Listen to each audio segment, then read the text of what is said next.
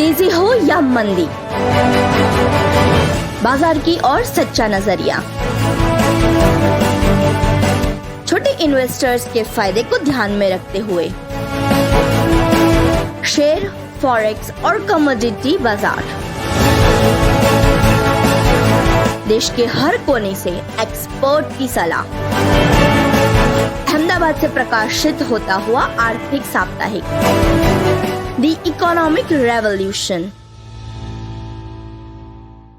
Hello friends, Dilip Dada here again with the discussion on the IPO which is opening on 21st September and closing on 23rd September. This is the main board IPO of Paras Defence and Space Technologies Limited. Though this company has been in the field for more than 3 decades as claimed by the management, it has posted declining trends for its top line and bottom line for the last 3 fiscals.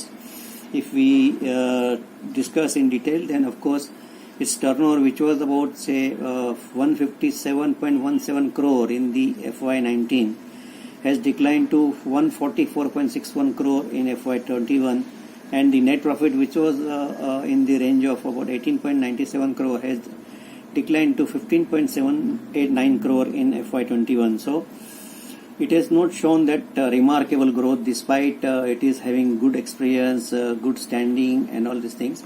This company is coming out with its book bid IPO with an overall size of 170.78 crore at the upper price cap, and out of this 140.6 crore is by way of fresh equity issue and 30.18 crore is by way of OFS, that is offer for sale. The company has fixed the price band of 165 to 175 per share, and a minimum lot to be applied is 85, and in multiples thereof thereafter. Being a issue less than 250 crore, the initial listing will be in T2T group, so that definitely avoids any kind of speculative movement post listing. Secondly, though there has been some fancy for this IPO in the market because it is the first private company in the defense sector going public.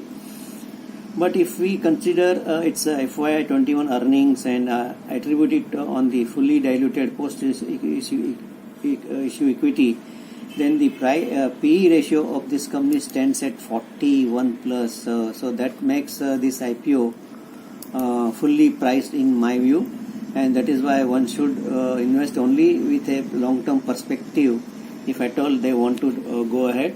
But before that, they have to consult their financial advisor and then only take the final call. Because this company has the order on hand worth rupees 300 crore. That means probably it has work on hand for about next 1.5 to 2 years time. But on profitability part, the company has shown declining trend. So that is what is raising concern. And though company claims that it has no listed peers, but it is working with so many companies on a non-class basis, and they are in the same field. So those companies are like Bharat Dynamic, BEL, etc., etc. So company should have shown these companies also as peers, but it has preferred not to show any company, and take the benefit of first listing in this segment. So that is where I think again company has not kept transparency in my view.